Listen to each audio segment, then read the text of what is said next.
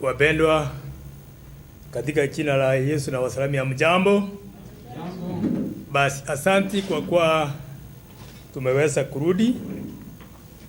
Asante kwa kuwa tumeweza kupata lunch yetu na tumerudi ili tuweze kuendelea na program yetu ya masaa haya.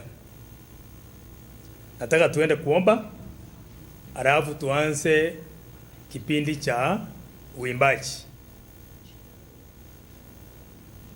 Tuombe. Mtakatifu na Baba uliye mbinguni, asante Baba kwa wakati huu Baba. Tunapoenda katika program ya uimbaji, tunaomba kwamba Roho Mtakatifu aweze kuwa pamoja nasi na tuweze kuendelea kulingana vile Baba upendavyo. Hii ndio maombi yetu katika jina la kuamini. Amen. Nataka mkaribisha kolista wetu na wimbo namba 108. Namba 108 tuanze naye katika uimbaji.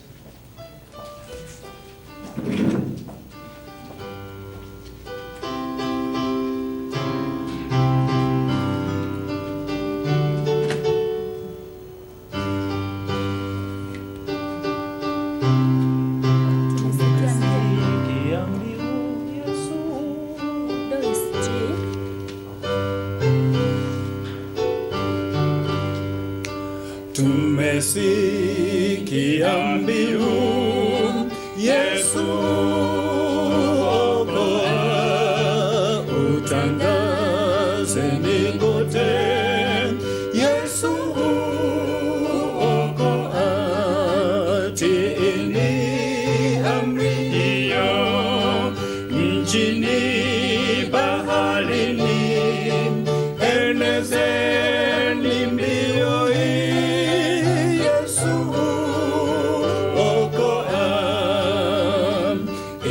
nawe askari Yesu okoa, kwa nguvu ya kombozi Yesu okoa. Imbeni wenye shida unapoumwa moyo na kaburini, imba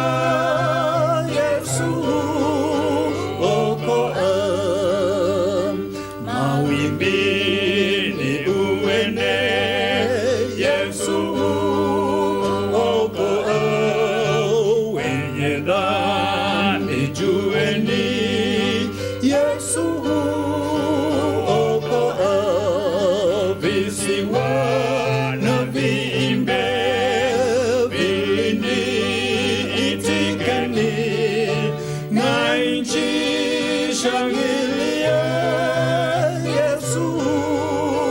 okoa,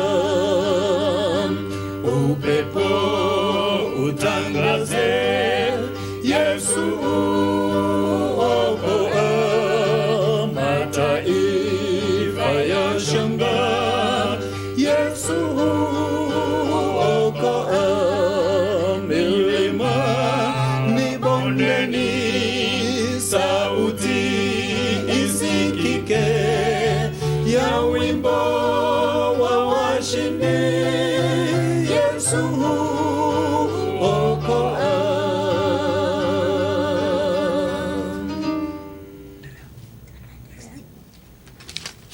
Tunaimba namba 3. Namba 3. Mungu atukuze. There is A flat.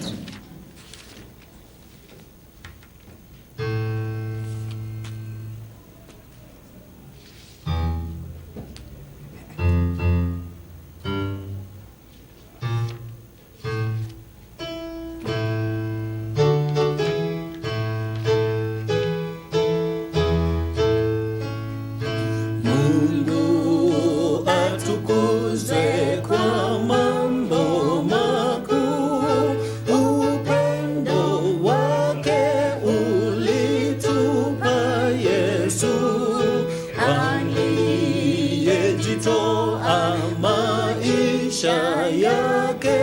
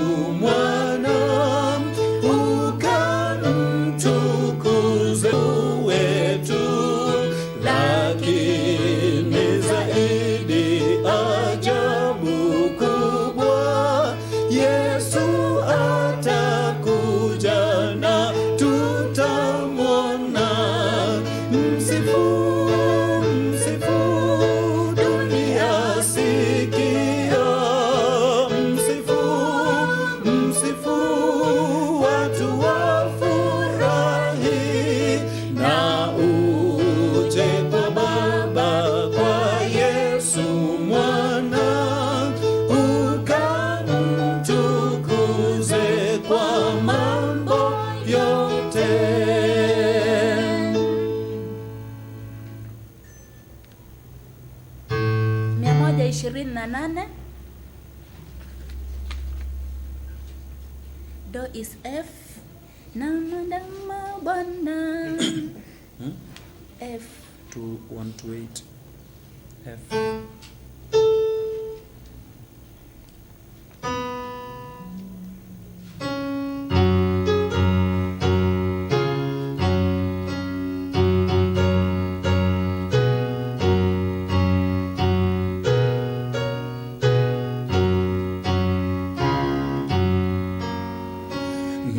Namwandama Bwana kwa alilonena, njia zangu huning'azia, na nikimridhisha atanidumisha, taamini nitie ukati.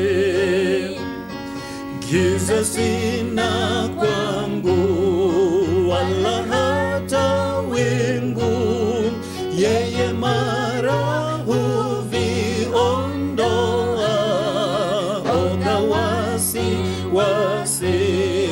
sononeko basi, huamini nitie pia, kuamini njia pekeni ya furaha kwa Yesu, amini ukati. Masumbuko yote, sikitiko lote, kwa mapenzi hunilipia, badala dhiki vivyo hubariki, taamini nitie pia, kuamini njia pekeni ya furaha kwa Yesu, amini ukati.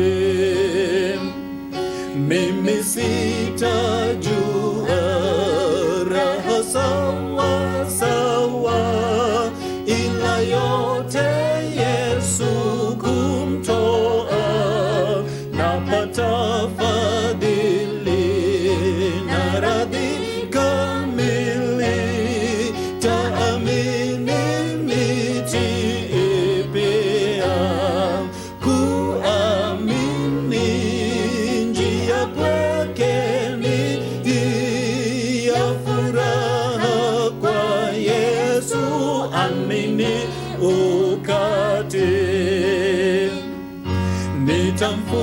Nitamfurahia na kumtumaini, majumbani na njia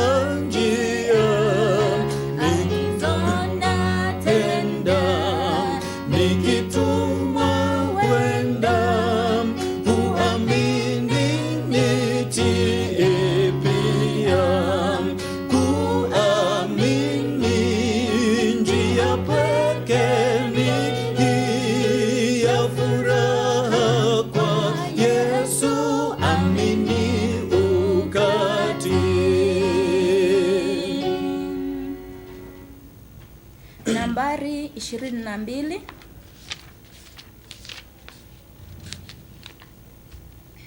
Do is A flat. Usinipite Mwokozi.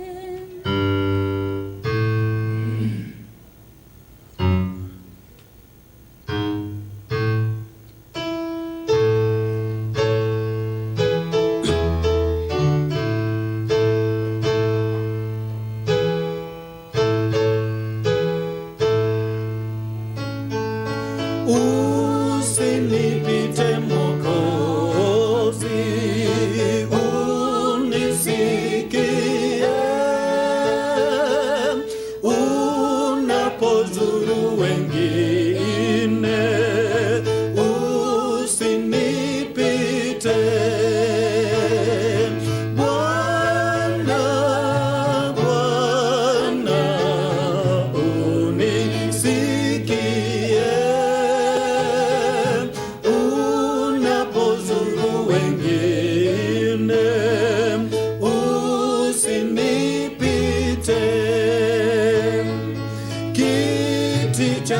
cha rehema na kitazama,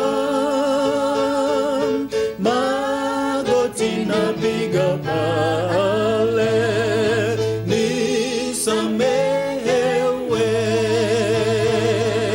Bwana, Bwana, unisikie unapozuru wengine, usinipite. Sina ya kutegemea ila wewe tu, uso wako uwe kwangu na kuabudu. Bwana, Bwana, unisikie unapozuru wengine,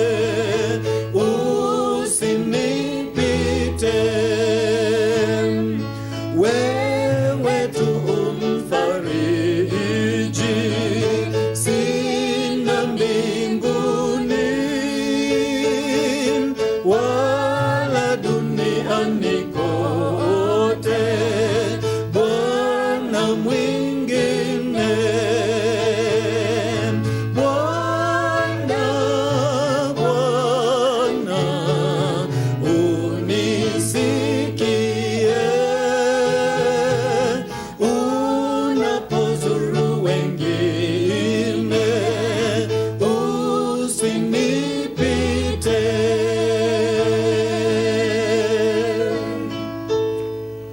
Nambari 4, number 4. Do is G. Jina la Yesu salama. G.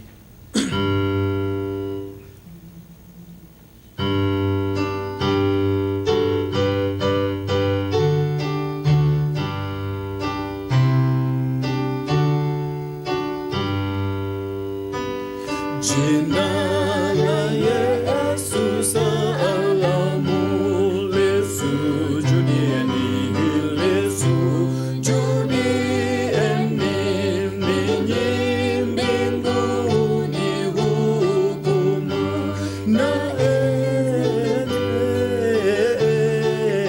enzi, enzi, enzi, enzi na enzi mpeni.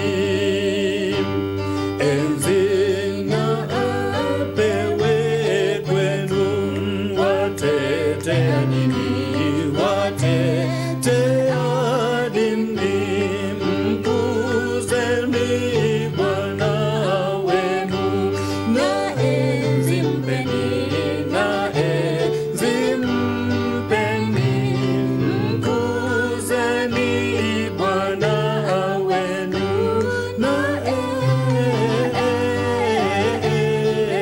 enzi, enzi, enzi, enzi na enzi mpeni.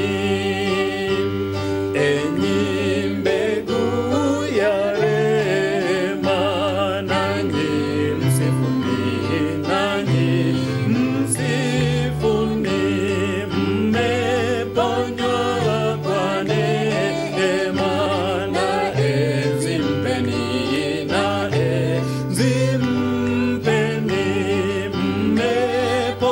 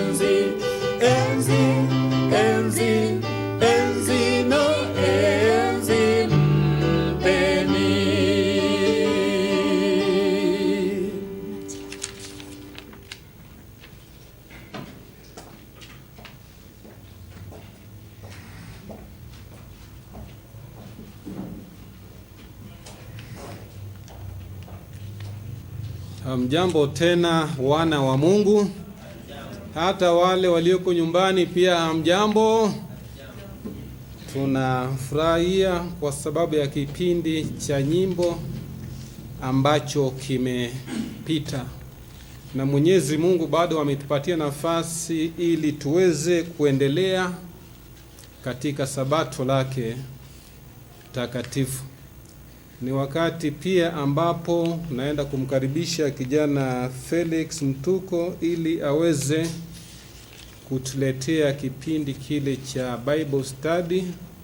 Kwa hivyo hata wale walioko nyumbani tunawaambia kwamba tuendelee kwa pamoja katika kipindi hiki, na kabla sijamkaribisha ningependa tuombe.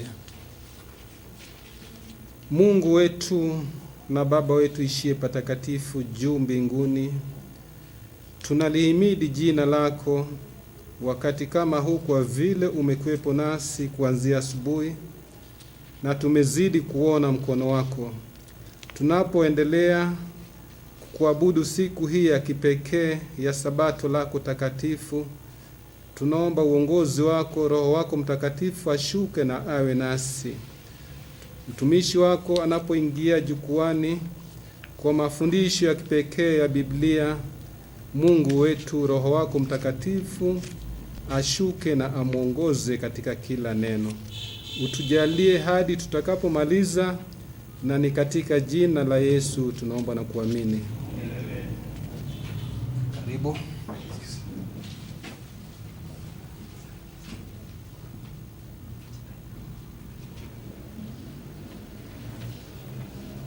Happy Sabbath. Happy day. Naamini tuko pamoja, kwa kuwa kipindi cha masaa haya si kipindi cha kuhubiri, bali ni kipindi cha interaction. Kuna maswali, kuna kuchangio, na pia kuna kusikilizana kwa jambo moja au nyingine tunapokuwa tukiendelea. Kwa hivyo nawakaribisha katika kipindi hiki cha afternoon, nyinyi mlio nyumbani na wale wako katika chumba hiki cha upeperushaji. Nikitumai tuko pamoja katika masaa haya ya adhuhuri. Yale nimeandaa kwa siku ya leo, ambayo tumeweza kujulishwa tangu asubuhi, ya kwamba ni siku ya kusherehekea watoto, au ni siku ya children ministry. Na jambo ambalo tunaangazia siku ya leo ni children at risk, au watoto hatarini. Naamini nimeweka vizuri Kiswahili, watoto hatarini.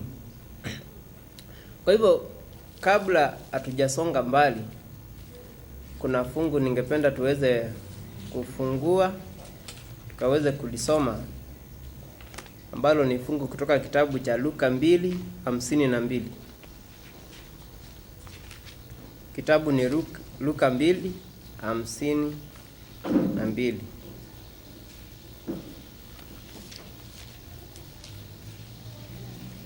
Luka 2:52 asema hivi kwa Kiingereza: And Jesus grew in wisdom, stature, and in favor with God and man.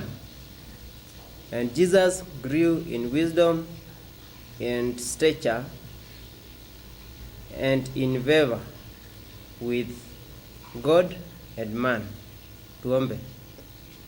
Mungu wetu utupendaye, ni asante kwa kuwa umetujalia na wakati kama huu tukaweze kuja pamoja na kuzungumza mambo yanayohusu watoto ambao umetubarikia, na kualika ukaweze kuwa pamoja nasi na utufunze zaidi ya yale tunajifunza. Katika jina la Yesu Kristo tumeomba na kuamini. Amen. Asante. Kipindi cha masaa haya naanza na maswali, na mko huru kujibu, kwa sababu swali bila jibu halitakuwa tunaenda vyema. Kwa hivyo maswali naanza na hivi: tunapoongelelea children at risk au watoto hatarini, tunaongelelea watoto wa kina nani? Aswa mara mingi tunapozungumzia children at risk in those other days, in those other years, tunaposherekea children at risk, tunapokuja pamoja tuwaze na kuwazua jinsi tutakavyowasaidia, mara mingi kwa akili za wengi upiga nje ya box au huwa yanaondoka na kuwapeleka huko nje. Na tunapopeleka huko nje ni mawazo inatuonyesha street children. Ni kweli? Children at risk, tunaposema kuna watoto wako hatarini, tunaanza kuona watoto wenye wako mtaani huku, wenye hawana pa kulala. Lakini kwa kweli children are at risk from our houses to the street children. Asubuhi nikija nilikuja na mzee Mahobe na kijana Bernard, tukifuka pale hivi mitaani, tukapita mahali kuna sewage ambayo imetobokea pale, then imetapakaa kila mahali. Tulipokuwa tunairukaruka tumawe hapo zimepangwa na wale wasamaria wema, wanajua hapa kuna watu watapita, hata wao watapita hapo. Kaweza kupanga mawe. So tulipokuwa tukiruka yale mawe, nika imagine hii ni sewage imetobokea hapa, lakini maisha ni kama kawaida. Wale watu wako pale kando au wale watu wanaishi karibu na mahali imetobokea, nikiwaangalia kwao si tisho ama haiwasumbui. Nikawaza na kujiuliza, hivi na mambo mengine yamefanyika na mambo mengine yanafanyika duniani yanalete hatari sana katika maisha ya mwanadamu kama sewages na mambo mengine. Je, kwa watoto ni aje? Kwa mtoto ni je? Kukoje? Mara mingi watoto ambao Mungu ametupea, ambao ni mbaraka kutoka kwake, huwa wanafanana mizigo kwa wazazi wengine.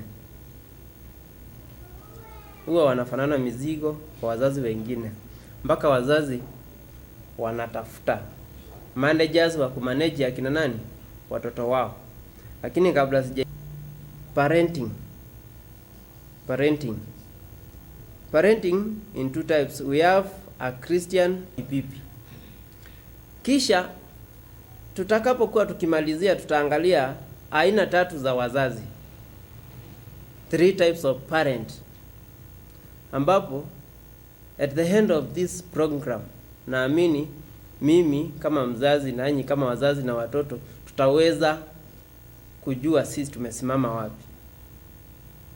Kwa hivyo maswali yako kama hivi. Number 1, who is a parent? Swali la kwanza, what is parenting? Na tarajia njibu kutoka kwa congregation. What is parenting?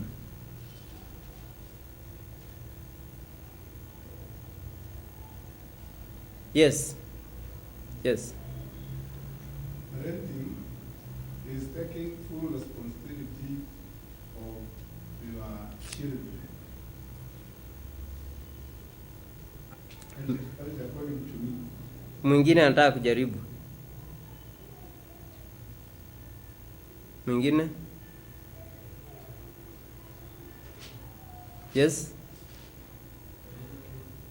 From a Christian perspective, I can say that parenting is bringing up a child or the children in the way that respects God and respects humanity. Thank you. All answers are okay. Parenting is the process of actively providing a safe, secure, nurturing environment for a child. Then question number 2, is parenting natural? Is parenting natural? From the congregation.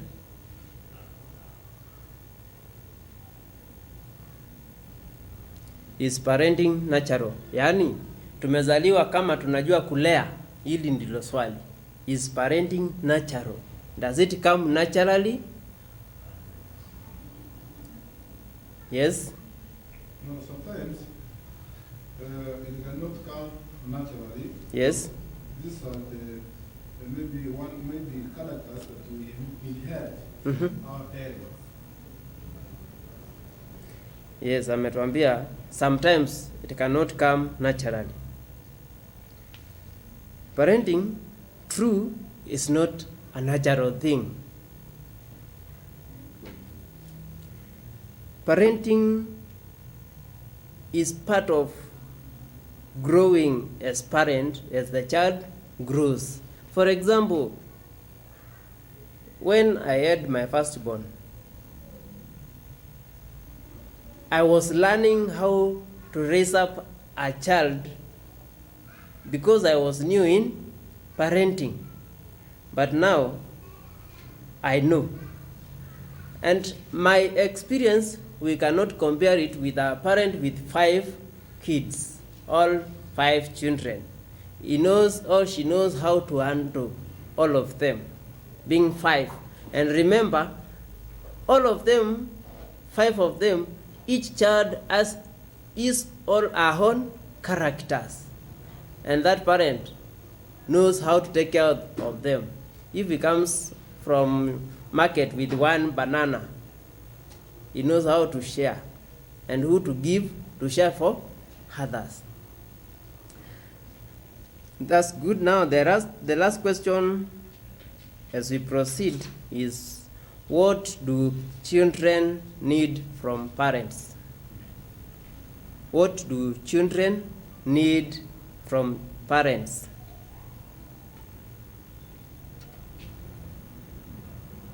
Yes. They need guidance. Sure. They need guidance, care, love, security, because each and every time mtoto akinguzwa huko nje anasema anaenda kufanya nini? Anaenda kuambia ndadi, anaenda kuambia mama. Actually, children depends on parents. And as I proceed, I would like to ask a question. Do street children have parents? Where do they come from?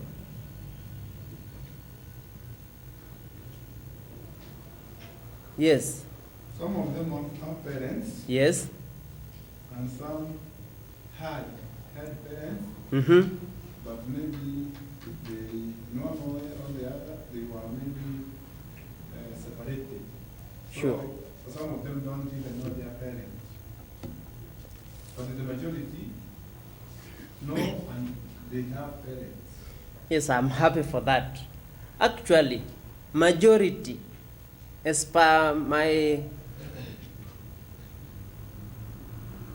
experience on how I know, and for some of them, I've talked to them, they had parents, and some of them. One day, we visited a children's home, whereby they take street children and they start nurturing them as their children. As we know what happens there. We met a group of children, and 2 were brothers, and they told us this: we know where our parents are, we know our home, but we don't want to go there. So I came to realize, kumbe, our street children, they have their homes. Some of them, they know where they came from. And to make the matter worse, when they come back, they came here outside, what do? Hii glue wanachukua wanashinda kuanga hapa kwa mdomo saa zote, is they are trying to make themselves forget where? Their home, their moms, their dad. So that now they can start another life without that memories. So, nini inafanya mtoto finally I end up kuacha nyumbani aishi kwa mtaa? This is the biggest question we can ask ourselves. Nini namfanya mtoto atoke nyumbani mahali kuna mama na baba kisha aanze kuishi mtaani? Na kuna wengine akija kujua wazazi wanamtafuta anahama mtaa. Kama alikuwa mtaa wa Nairobi anahamia wa Kawangware. Kama alikuwa wa Kawangware na anajua anatafutwa, kwa hakika anatafutwa, eri atafute fare aende Kitengela ama aende Rongai. Yani anatoroka badala ajue akisikia mom au your dad is searching for you, aseme yani kutakucha lini wanipate, au wanaweza kuwa wananitafuta mtaa gani nijitokeze. Bali walikijua anatafutwa anaendelea kupotea. At the end of the day we will learn a little bit. Why do some of these children run from homes where they were born and start living at the streets? I'm sorry for those kids who their parents abandoned them. Kuna wale walingoja mom na dad arudi jioni. At the end of the day when they realize there is nobody coming, week hence, month hence, then they started living as their own. And because in this Nairobi hakuna kitu ya mbure, landlord ya akawa si wa utu, ana utu, akawaambia I want to give someone else who can manage to pay this house. Then this moved them to the streets. There are children who were born but their fathers and mothers died. Who were left with them, they did not take care of them. So the children took a step of living at the streets. Now, let's come back to these two types of parenting. Christian parenting and non-Christian parenting. From the congregation, who should we start with? We should start with Christian.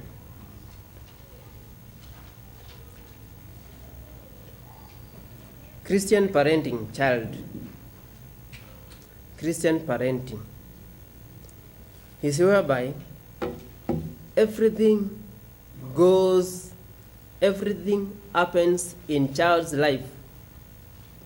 It is surrounded by spiritual things from parent. Everything happens to a child, or everything they eat, it is surrounded by what? Spiritual things. For example, to us Christians, when we do parenting to our children, they learn that when we put our plates on table, next before serving is praying. All after serving, before we eat, we start with praying. Before we go to bed, they know there is a prayer. And this makes children grow in the circle of spiritual well-being. Then, before I proceed also, in this point of Christian parenting, we have to ask ourselves also, who should do parenting, a mother or a father? Who should do parenting, a mother or a father? Very good, both. To some extent, in some Christian families, their fathers, I can say, sorry to say this, they think what they do is right. I can say they are uneducated in one point or other. That is this. They think that the role of a father, number one, is to provide. Number two, and when the mother is left behind with the children, when the children usually gives promises which are empty. When your father will be back, I will do what? I have to tell him everything. Then the child will keep on waiting. When the father will come, even some of others will come back and will be told, so and so did this and this. And this did not make me happy as a mother. What do you see as a father? What can we do with our child? The father will say, I've brought food, I've brought everything, I pay bills. No, for that one, you can take care of it. Which is not right as a Christian. Actually, parenting is for both. Mother and a father. But when it comes to provide, all of us also in our world today, we do what? We do provide. And also security from both sides. Now, in our life today, in these days of pandemic, I'm happy, like the preacher said, she is happy while the corona came. And also, I was almost to raise up my hand there. Then niongezee nimwambie, even me, I'm so happy that the corona is around. You can imagine 2 months in the house, you are working with Trust Bank, Diamond Trust Bank as a father. Then the bank gives you authority to work at home. Then the mother works with Jubilee Life Insurance. And also, the Jubilee tells what? The mother to start working from home. They are all at home. The father is at home. The mother is at home. And also, all children, kutoka yule alikuwa high school, university, mpaka yule alikuwa anaanza kwenda PP1, they are at home. Is the point now. The parents will look like this house is not good for us, because the things we can see, all the things which is happening right now, we cannot bear, because there are parents who they are working and going home each and every day, but they don't know what their children does. They only meet with their children on weekend, and at the weekend, no time. The time which is there is for outings. When the parent took their children outings, they go there. Children are praying the other side. The parents are doing their things this side. Then the day ends, they go back at the house. The house managers are there. Everything is ready. They eat. They start work on Monday. So inafikia there is no time for parent to be together with a child. And when there is no time for a parent and a child in this world today, now I can say children are at risk, a very high risk. Why? We have heard a lot from house managers to school and even to churches how children have been abused from home to schools. Teachers have taken advantages of children, because when a child don't have time or someone to ask the question, it might be a girl age 12, 10, 15. Now akona shida na anataka kuuliza hiyo swali, na mama yuko around na yuko ana hiyo time ya kuuliza hiyo maswali. Actually mama akifika nyumbani tena ni moto wa kuotea mbali, ana ile welcoming. So mtoto anatafuta mbinu, nitauliza nani hili swali. Finally anakuja kuland kwa mwalimu wa shule, na yule mwalimu wa shule anaulizwa swali, wacha niseme wa kike, au anaulizwa swali tu, swali la kumsaidia msichana wa kike. Akishaulizwa lile swali, anaenda staff room, ndilo la kunywa chai akitafuta answers. At the end ina land kwa men. Then one of men can say, acha nitakusaidia hiyo swali. Instead of helping, anaenda anapotosha. Instead of bringing to the light, anaendelea kuingiza kwa kichaka. So inaenda mtoto amepotea. The preacher also said there are schools ambazo homosexuality imeingia, lesbianism imeingia. And to make the matter worse, our children are going to those schools. How will they know if we are too busy? I'm happy corona is working. Now, kwa kila mzazi ambaye ananisikia na ambaye mnanitazama, is our high time to bring our children nearer so that we can understand what they want and what they need. Actually, for some parents, what they know their children needs is security and whatever they provide.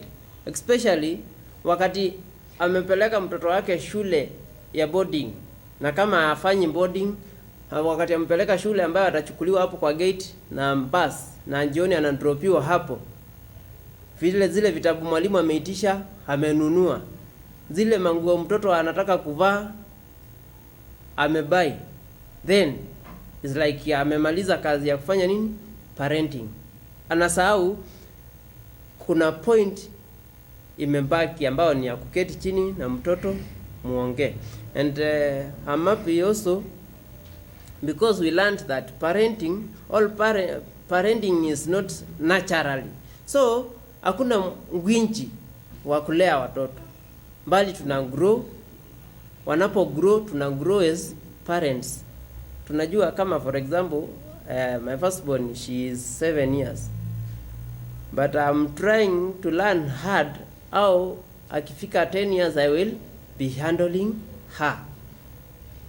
But now there are other parents who knows since maid hako na ana manage everything, even ana manage mpaka watoto wangu. And amape wengine wanaenda wanasema sitaki house manager young atafunza watoto wangu nini? Tabia zenye si nzuri. Nataka house manager ambaye amegrow, hata anatafuta ule anaweza muita mom, amekona miaka mingi kumuliko, akijua huyu ndio ana maintain good behaviors for my children. I love this preacher from Uganda, from Tanzania, David Mbaga.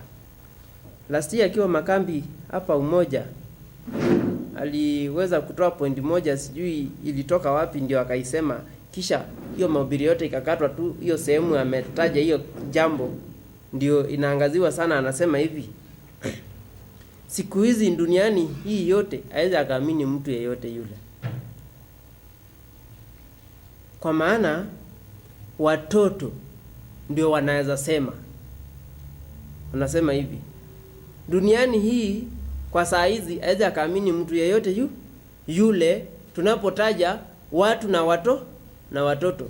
Na akasema watoto ndio wanaweza sema. Kwa nini? Akasema kwake akipata wageni, kitu cha kwanza umefika leo,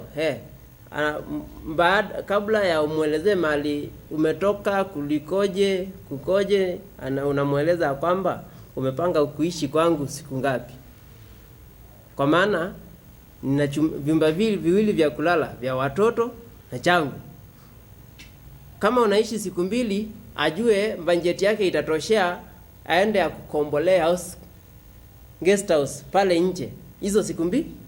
Kama haitaweza akwambie, mimi kwangu maybe kuishi hapa tu hivi around, nitakulipia guest house usiku moja ama 2 ama 3.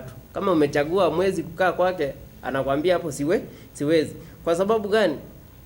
siku hizi si zile siku maango walikuwa wanatoka elsewhere na wanalala chumba cha watoto na watoto wanatandikiwa chini. Siku hizi mambo yamebadilika. Let's go back to our Christianity parenting. Christianity parenting, our child grows in a triangular shape form, ambayo I've just did a small sketch here. Kwa wale mnaweza angalia vizuri, this is our child at the center. He has to grow mentally. He has also to grow physically. And also, he or she should grow socially. But surrounded by spiritual. So, when our child is growing mentally, kuna yale mambo ataweka kwa akili. Kama mimi mzazi Mkristo, huyu mtoto ana grow nikiwa karibu naye, na si kuwa karibu naye tu sababu kila siku ananiona, mbali nikiwa karibu naye kwa mazungumzo. Mtoto wa miaka 6 kwa saa hii kuna mambo mengi sana wanajua. Mpaka mengine wakicheza pale nje, wewe ukiwa ndani ya nyumba uchungulie, utashangaa. Kwa mfano, katika plot ambayo inaishi, kuna kijana mmoja alinihuzunisha wiki imepita. Mdogo tu, nikimwangalia kwa class 1 hapo hivyo. Hajaenda sana class 1. Yule kijana anasumbuka sana wakati tusichana tudogo tunaoga kwa bafu. Na bafu yetu huwa hatufungi. Kwa hivyo mkija kwa plot yetu, unajua hakuna kufunga bafu sababu kuna vile imetengenezwa. So ukiwa ndani, hata mlango ikiwa wazi, either mtu tu akuja hiyo side kimakusudi. Kwa maana mahali pia tuna hang towels zinaelekeza mtu, kuna mtu kwa bafu. So yule mtoto kijana anasumbuka sana wasichana wakioga. Mimi nikashangaa nikiwa mahali tunanika kamba, anapita anaenda anaenda choo, anarudi. Kama anaenda choo, anarudi. Kwani mtoto ako na shida ya tumbo? Kwa nini anaenda choo? Akienda choo ananguza mlango ya choo inalia. Kuna vile huwa inalia, so unajua ameingia choo lakini dakika kidogo anarudi. Kumbe ikawa hiyo siku kuona kama ni kitu muhimu sana. Kasema hata watoto huenda kuna kitu ameficha huko. So siku nyingine kichota maji, mtoto wa jirani akawa anaoga. Na mimi niko upstairs nachota maji, lakini nasikia chenye kinaendelea huku chini. Nikasikia wewe. Ni kama anakemea mtu. So finally hiyo sikuulizia, lakini nikakuja kuambiwa, unajua kale katoto kadogo kamesemekana kamekuwa pale kwa choo kakipip kasichana kingine kakioga. Nikajiuliza.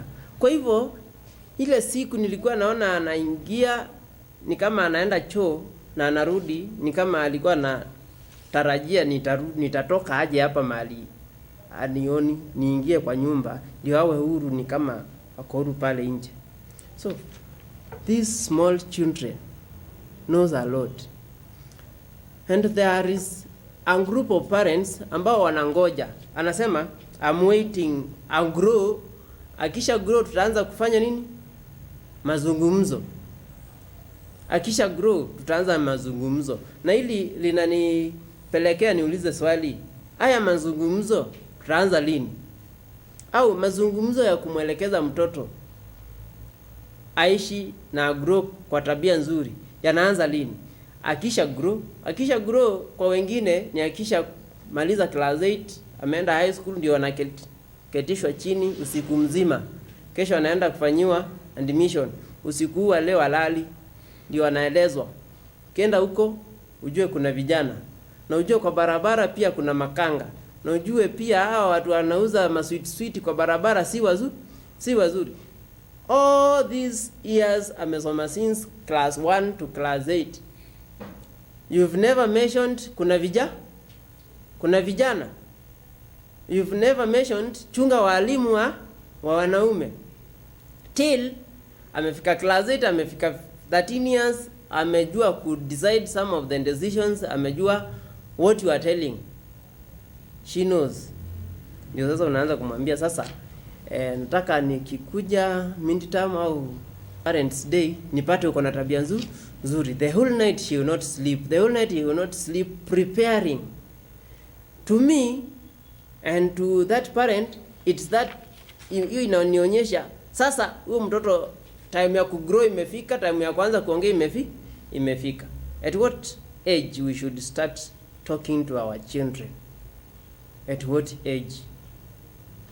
Not necessarily on bad things and also for good things. For example, mtoto akiingia kwa nyumba, yani mtoto mdogo anajuanga kwao ni kwao. So hata wageni wakiwa na mgeni, hata akikuja na mtoto mgeni amisbehave, anaweza mwambia toka uende kwenu. When our child will know that wageni hawaambiwi watoke waende kwao, for extent. Sasa kama mama huyo mtoto ataongea, hata wewe mama mtoto ataambiwa hata wewe uende kwenu. So at what extent we shall start telling our children that wageni wakikuja, na hata kama wageni ya wako, I need discipline.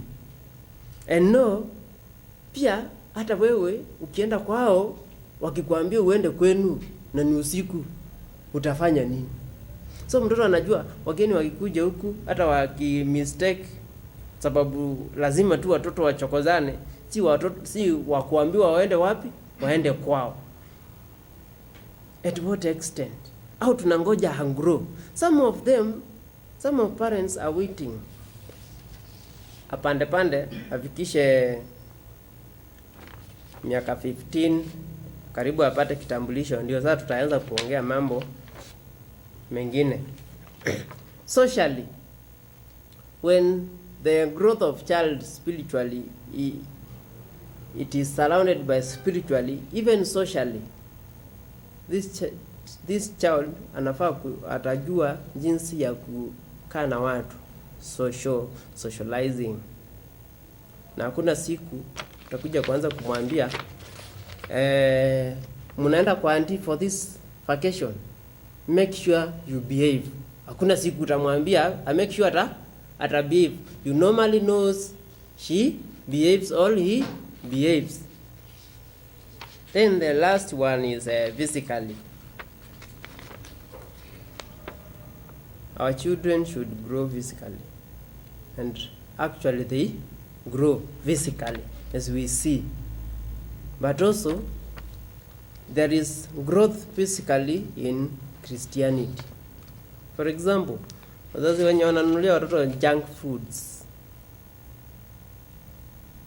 and whatever they buy for them, and some of the foods they buy, some of the parents wako na fununu. I will not say wanajua, but wako na fununu is not good for children, but they continue buying and buying for their children. Finally, wakati atakuja kuanza kuambia mtoto wacha hiyo, mtoto atamwambia si umeishi kuninunulia, and so much other things. Now the other part, we have non-Christian parenting. Here we have a shape of rectangle and a child is at the center. We have all aspects: social, physical, mental, spiritual. At this point, it's for child to choose which way to go, and which way to grow, and which way not to. At this point, nothing surrounds the child. She or he cannot choose. And this tells that if child chooses to be spiritual, a very good one, she will choose to go to church. She will be a good child at church. She will be good spiritually. But there are things will be missing. Actually, ndio hapa tunafikanga mahali unasikia tukiulizana na huyu mtoto vile anajua kurecite memory verses. Na huyu vile alikuwa mwana youth mzuri. Na vile alikuwa a very good small girl, a very good young boy who could stand and tell the church a lot. There is something went wrong. To make the matter worse, these two parents who are non-Christian and Christian, their parents who are in church, but their parenting is non-Christian type. A child does what he chooses. A child goes on which way he chooses. For example, a parent is at church, but unamuuliza mtoto wako, na mbona fulani sijamuona leo? Aliamuka akaniambia anataka kwenda kusalimia ango. Nikamwambia aende tu. So mtoto aliamuka akasikia leo siendi church, mzazi akang'ara vizuri akakuja church. Also, we have non-parenting parents who are Christian. Unamuuliza, na Sunday si kuona watoto tulipokuwa tumekutana afternoon, wako alienda wapi? So and so alikuwa wapi? Nakwambia afternoon nilimuuliza kama wanakuja church meeting. Akaniambia yeye ameplan kwenda mahali, ama yeye ameplan kuwatch TV, ama yeye ameplan kufanya ABCD. Hata sikumtuma. Yani imagine hata sikuwa nimempea anything to do at that time. But aliniambia nataka kufanya 1 2 3. And what did you do? I accepted. We are heading in wrong direction. Now, let's read this verse. The book of Deuteronomy chapter 6 verse 6 to 8, we had read it in the morning. It is good also we read it again. Chapter 6 verse 6 to 8, it says, These commandments I give to you are to be on your hearts. Impress them on your children. Talk about them when you sit at home, when you walk along the roads, when you lie down, when you get up. Tie them as a symbol on your hands and beat them on your foreheads.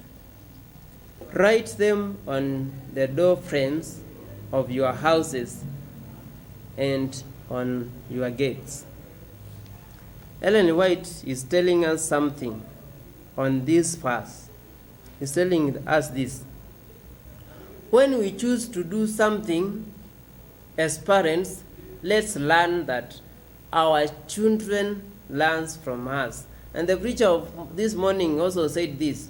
Children are like empty what? Computers empty, memory cards empty, USBs. When now they are growing, they are feeding themselves everything we do, they feed themselves.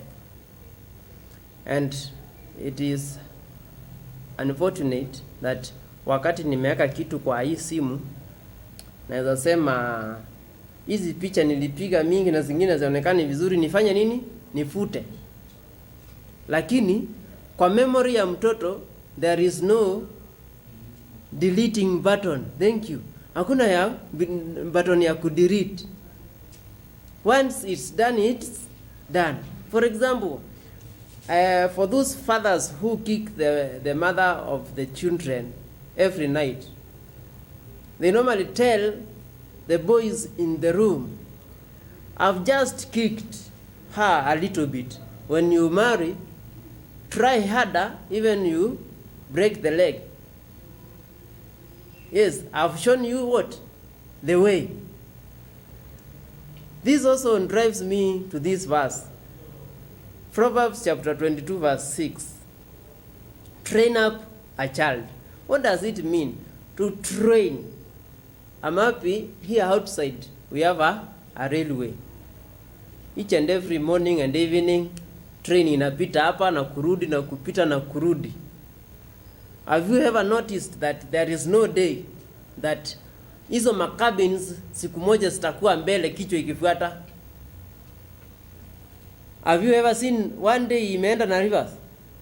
Always it is training. When it's passing, it is training. All the cabins behind are following. Even kama ziko 100 ama ziko how much? Ziko kama 200. It is, they are following the head. Then father and mother, they are the head of the house, together joining the hands to raise up the children. And what they are doing, they are showing the children the way. For example, in a certain school, a girl alipewa skirt. Kwa mfano, kwa kawaida vile watoto tukiwapeleka shule wanapewa nini? Skirts ni management ya shule. Walipoenda midterm akarudi kama ameikata imefika ile size ya kuchelewa. Ijateremuka sana. Ikawa ni issues to the teachers and the principal, na akaamua kuchukua action ya kumpea suspension ya 1 week, na akirudi arudi na nani? Na mzazi. In the meantime, before ampe hiyo suspension, kuna ile opening exam. Alikuwa ameshafanya hiyo exam, then alimungoja tu akafanya hiyo exam, asiseme mzazi asikuja aseme unafukuza mtoto wangu wakati wengine wanafanya nini? Exam. So exam ilikuwa imeisha, akamwambia now you go home with this letter, stay there for 1 week, you come back with your parent. When the day of coming back, principal himself alikuwa amesimama pale kwa ofisi yake nje, akaona watu wametokea kwa gate. They look alike. The skirt of a mother and the skirt of a girl, they are all the same level. The way of walking, they are walking the same style. They came, and when they reached at his point, he greeted them. How are you? You look smart. Then he did not address the issue of the skirt. Why did you give my child a suspension? He said it's just a little misbehavior, but he is very happy. The girl is performing well. Then the case ended. Why did he chose not to address the issue of why he gave the permission, the suspension? Because he realized that when I am addressing, or when I will start addressing the issue of the skirt, even the mother is in mini skirt. So this is the way from home. Here, she is just living as the way she lives. The principal let everything to stay like that. But finally, he took another option to do. Let me talk about 3 types of parents as I wind up. 3 types of parents. In our world today, I don't know which type of parent am I, me first. But we have 3 here. Everyone will examine himself. Number 1, helicopter parent. Helicopter parent. Whereby he rescues, he hovers around, protects the child. There is a message this parent is sending to the mind of his children, or to the mind of his child. Number 1, is sending the message that you are fragile and you can't make without me. You can't make it without me. Number 2, he's telling you need me to run all your interference. Number 3, he's telling the child, you need me to protect you. And number 4, he's telling the child, nothing you can make without me. So he is there always rescuing, hovering around, checking everything. And this does not mean that parents should not check everything, should not protect. We should, but with a limit. Number 2, we have this parent who looks smart. It's like, I like his definition, but the message, I don't like it. The drill sergeant parent. The drill sergeant parent. He has a very good name. The drill sergeant, a very nice. What do he need? What does this parent need? Every time he demands, every time he is in order, he is ordering everything. There is no word to him, please, may I. Everything is demanding and ordering. That is the message he is sending, all she is sending to the children. Number 1, he is telling the child, you cannot think. Huwezi ukafikiria.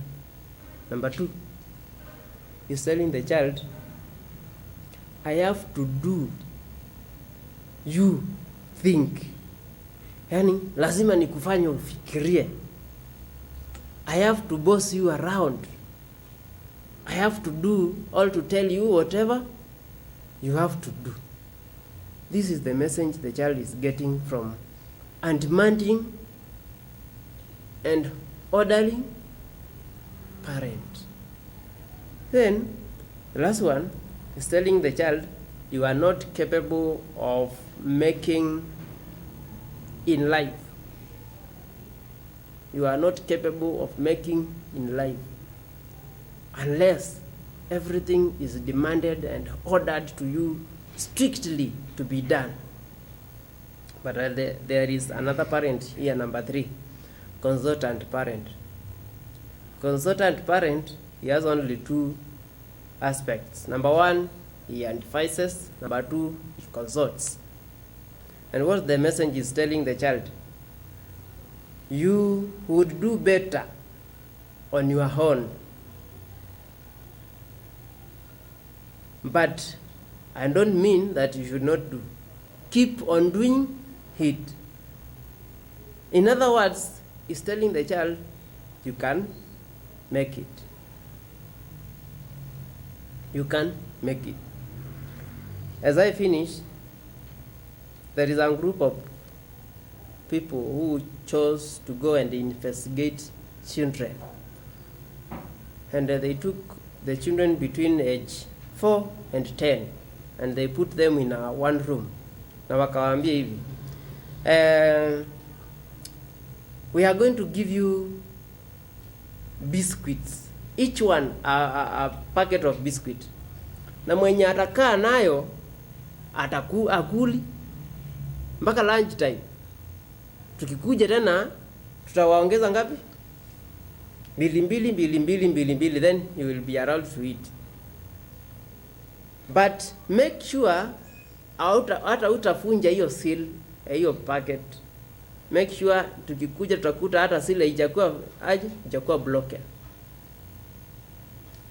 Wakakaa wakakuja masaa yao ya saa 7, lakini wale watoto, kuna wale walikaa wakakaa kufika saa 4, sema hii imezidi, shinda kubebana na biscuit hivi.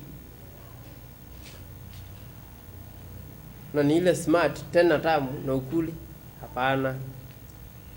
Kuna wale wali give up, wakafungua wakatoa kamoja Nasema hata akikuja tutamwambia tulitoa ngapi? Kamoja tu. Kuna wengine they were tempted wakaifungua, lakini wakasema hapana. They said tusipokula mpaka lunch time watakuja watuongeze ngapi sina? Paketi mbili. I will not hit. But remember, amefanya nini? Amefunja seal. Amefungua karibu atoe, lakini ameirudisha, akakumbuka tutaongezewa 2 lunch time ikifika. Acha tutembee tucheze. At the end, when the guys came, wakakuta watoto wako, half of them already have break the seal, and some of them have already eaten, and some of them they have nothing. They have already eaten everything. Na wakatupa nini? Karatasi. Wakawazawadi wale walikuwa waja break the rule. Then they took on doing this, examining the children, mpaka wale watu wakakuwa ni watu wakubwa. Wakawatafuta mahali kote walikuwa, kila mtu mahali alienda na maisha yenye anaishi. Walipo wanasema utafiti wao, those who ate before lunch time the first time, they have never succeeded in their life, because they have never learned about what? Being patient. But those who waited till lunchtime, because the next time when they came, now they did not tell them till lunchtime. They gave them the sweetest thing, then they extended the time to 3. So since morning till 3, I've not eaten something, but I have something sweet on my hand. This something is tempting. And finally, they say those who managed, they are people who are growing in all aspects in life. So as I finish, Proverbs is telling us, train up a child in a way he or she should go, and when he grows up, he shall never depart from it. To train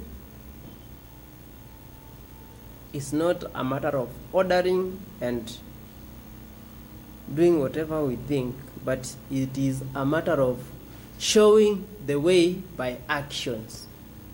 So whatever I do in my house is what I tell my children to come and do in their lifetime when they grow up. For example, as I finish, when I was in the other side of Kajiado, I was once a Pathfinder director. Then we were with my elder in charge of this department, and he used to come to our meetings every Sunday, Then the only thing he was bothering with was girls in trousers on Sunday. But on Sabbath, they are in very nice dresses, very nice one, adorable. Then Elder asked me, what should we do with this way of dressing with our children? Because they are growing. And when they are growing, they will learn to do it each and every time. I told him, before we face the parents, we have to face the children.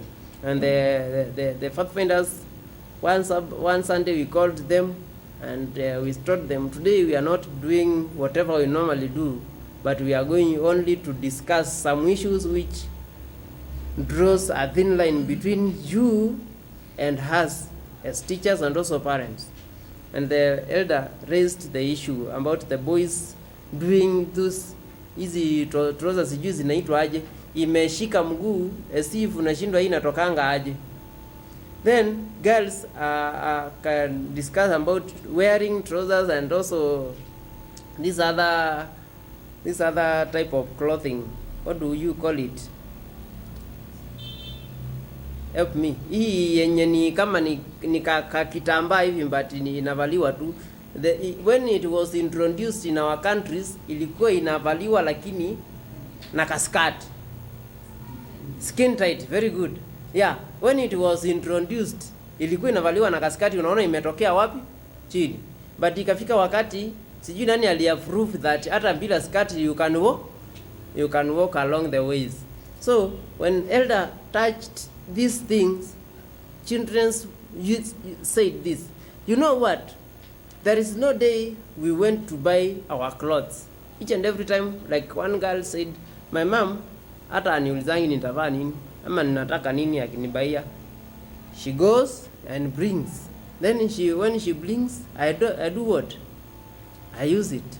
So, we said now next we will face the parents. Some of the mothers claimed that letting your girl child to dress trouser is a security. They claimed that. And we appreciated also because they have seen something, so they have chose to look for the security. But some of them, others said, it's a version. So kama mtoto wangu jirani anavaa na mtoto wangu pia anataka tena hata na yeye avae, what is the harm? Have you seen them wearing these things on Sabbath? We said no. So why worry? Sunday is another day. So we came to conclude that what we see at church in our children is what is happening where? At homes. And if you want to learn more about your child from today, visit his or a teacher at school or at church. Ask them about their children, your children, or ask them about your child. The teacher, if he will be open, or if she will be open, she will tell you, so and so. Akikasirika, anakaanga hivi. Akifanya hivi, anakaanga hivi. But don't depend on house managers. We leave our children with them at home. They don't know anything about our children. The only thing they know, fulani anakulanga saa 2 ama 1 ama hiyo tu. But a teacher knows a lot about child.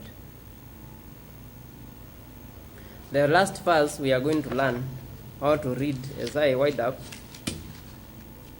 It is from this book,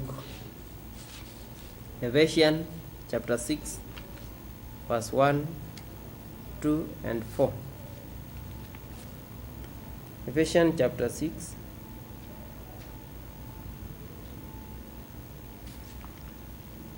Ephesians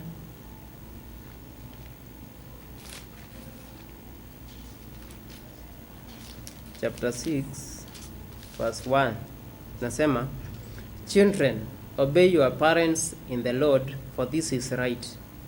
Honor your father and mother, which is the first commandment with a promise, so that it may go well with you and that you may enjoy long life on earth.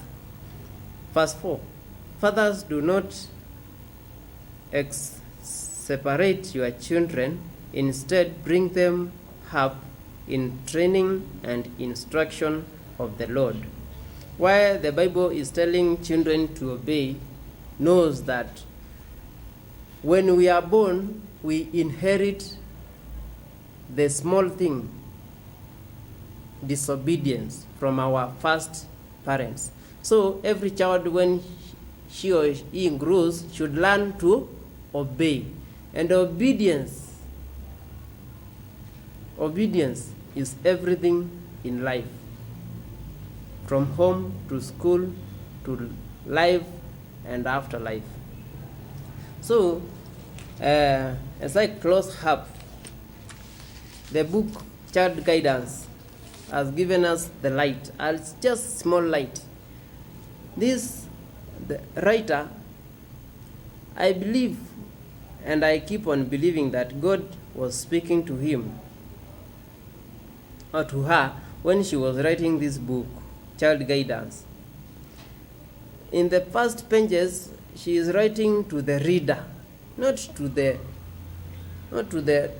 child, to the reader. So it might be a child or a parent. It's telling this. It is the privilege of parents to take their children with them to gates of the city of God. And when they are walking together, taking them to the city of God, the parents, they repeat these words. I have tried to instruct my children to love the Lord, to do his will, and to glorify him.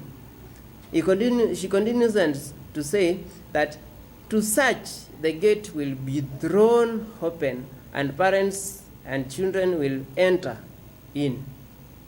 But all cannot enter. Some are left outside with their children whose characters have been transformed by submission to the will of God. A hand is raised, and the words are spoken. You have neglected home duties. You have failed to do the work you would have fitted the soul from home in heaven. You cannot enter. The gates are closed to the children because they have not learned to do the will of God. And to the parents because they have neglected the responsibilities rests upon them. God requires parents to bring up their children to know him and to respect his claims. These are to train their little ones as the younger members of the Lord's family, to have beautiful characters and lovely tempers, that they may be fitted to shine in heavenly courts. By neglecting their duties and indulging their children in wrong, parents close them the gates of the city of God. So I don't know how many would like to close the gates of the city for their children. You close them outside. I believe none would like that one. These facts must be placed upon parents. They must arouse and take up their long neglected work. Actually, when we reach heaven, hakuna mzazi ataulizwa hali ya mtoto wake aseme maid ndiye alimuelekeza huko, bali itakuwa kwa mzazi na kwa mtoto. Kwa mtoto kwa kuwa hakutii, kwa mzazi kwa kuwa alilegea kufanya kazi yake kwa bidii. Tunaomba. Mungu tupendaye, ni asante kwa kuwa umenena nasi.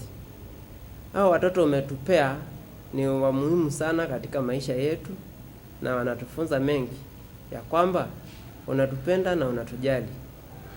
Mungu utupendaye zaidi, tunashukuru kwa kuwa ulipotupea hawa watoto ulitupea maarifa ya kuwafunza na maelekezo. Naomba kaweze kuturudisha nyuma tena na kutuelekeza vyema tena tukiwa tumefungua masikio yetu tukaweze kuelewa, kisha turudi katika manyumba zetu tuweze kuwaelekeza watoto wetu kwa njia ifasayo. Hasa kwa wakati huu serikali imewaruhusu wakae nyumbani kwa muda mrefu ambao hatujui. Ndio wakati mwafaka Mungu Baba unatujalia au umetujalia wale tulikuwa tumelegea tukaze kamba zetu ili tuelekeze watoto wetu kwa njia ambazo zifasao, hata wakati ambapo hatutakuwa karibu nao waweze kuishi katika hali ambayo ni ya kufurahisha. Tusaidie Mungu Baba na utuongoze. Wabariki hao watoto na wazazi wote, na wale watoto wako nje ambao hawana wazazi na hawana pa kuenda. Mungu Baba, tunajua unawalinda kila siku.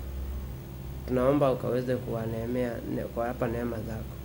Na ikupendeza Mungu Baba, kila mzazi, kila familia ambayo iko hapa na ile iko nyumbani, kupendeza siku moja ukiturudia na kutupeleka juu mbinguni, tupeleke sisi wazazi na watoto, bali mmoja asije akawachwa nyuma. Ni katika jina la Yesu Kristo tumeomba na kuamini. Amen.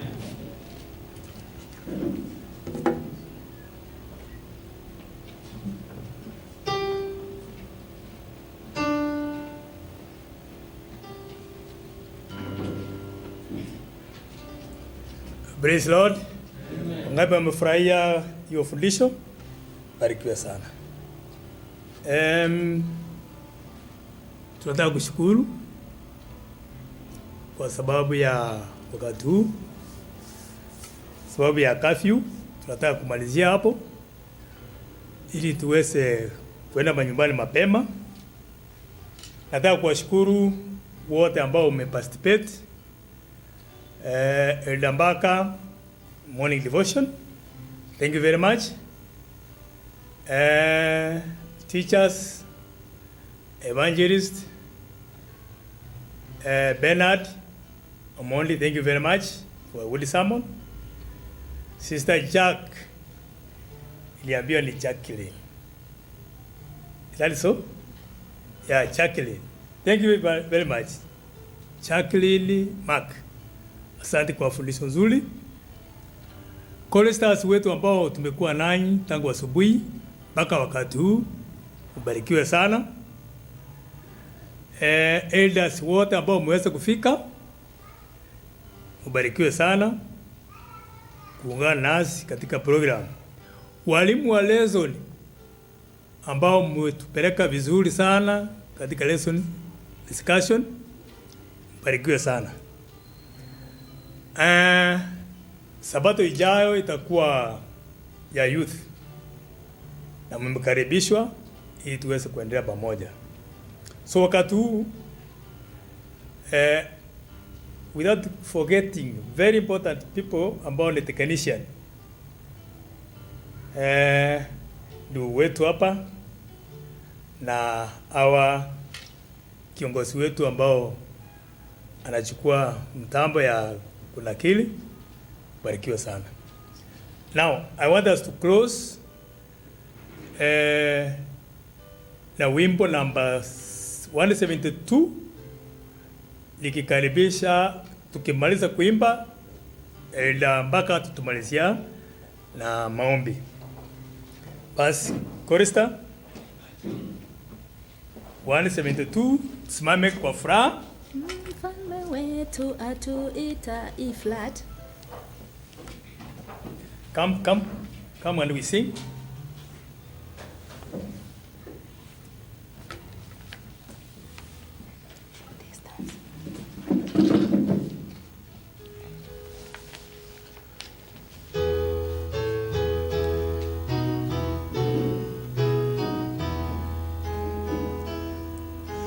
Mfalme wetu atuita tukae karamuni mwake, itakuwaje na siku ile Bwana ajapo, Bwana ajapo ndugu, Bwana ajapo, itakuwaje na sisi Bwana akija, atavikwa vizuri sana taji badala ya miiba, kweli tokeo la fahari Bwana ajapo, Bwana ajapo ndugu, Bwana ajapo, itakuwaje na sisi Bwana akija, kwa furaha awakubali wenye mavazi ya harusi, tuwaheri tukimridhisha Bwana ajapo, Bwana ajapo ndugu, Bwana ajapo, itakuwaje na sisi Bwana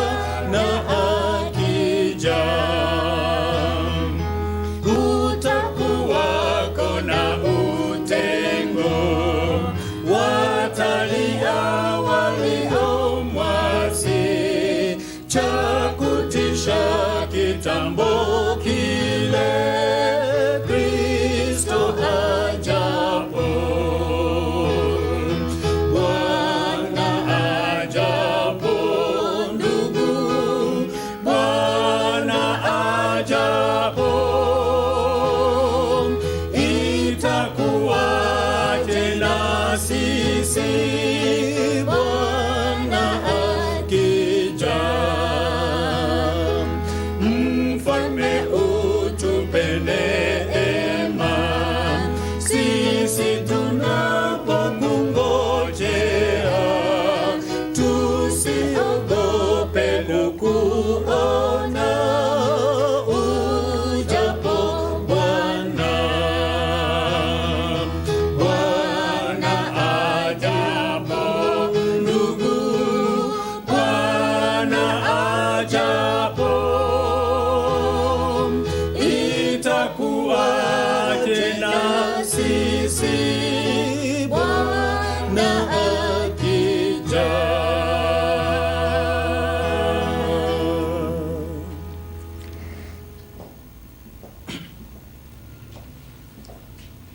Wapendwa wa Bwana na wasalimu.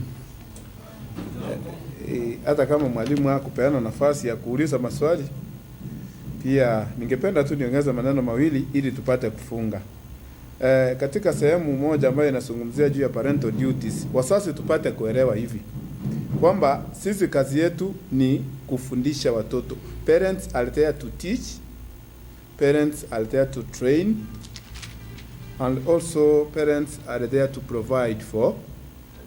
Fourthly, parents, we are there also to nurture, and also we have to control. Lastly, as parents, we are there to love. This is in the book of Titus 2:4.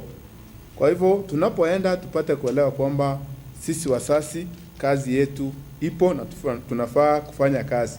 Pia mwisho kabisa ningependa kusema kwamba kunao wale ambao tunaona kwamba tumeachia wamama wetu kazi.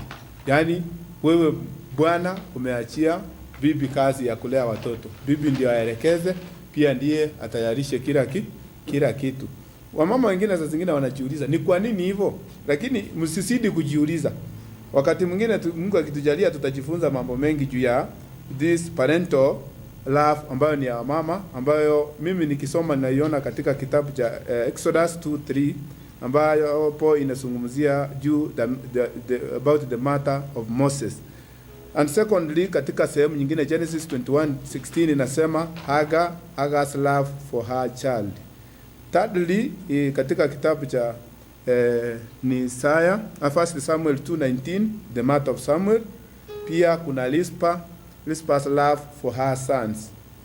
Pale chini katika 1 Kings 3:26 kuna mahali pale nasema the matter in Solomon's kingdom. Kwa hivyo msiwe mkijiuliza maswali sana. Hapana, someni Biblia. Biblia iko na hayo maneno yote. Msione ni kama mmeachiwa kazi, hapana.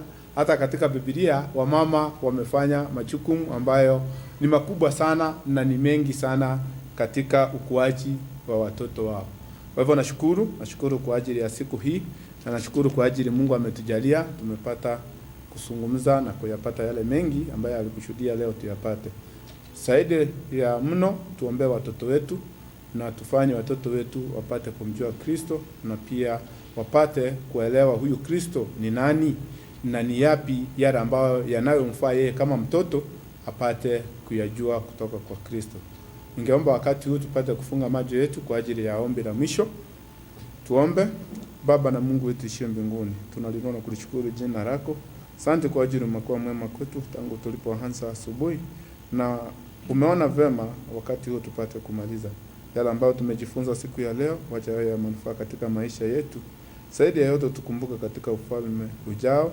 Na zaidi sana Bwana, tusamehe dhambi zetu siku baada ya nyingine.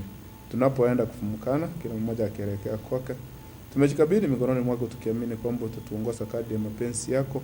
Na ikiwa wakati mwingine unaona vema tupate kukusanyika hapa kwa ajili ya neno lako, Bwana, tutaliinua jina lako. Machache haya tumeomba ni katika jina la Yesu aliye mkombozi wetu. Amen. Asante sana.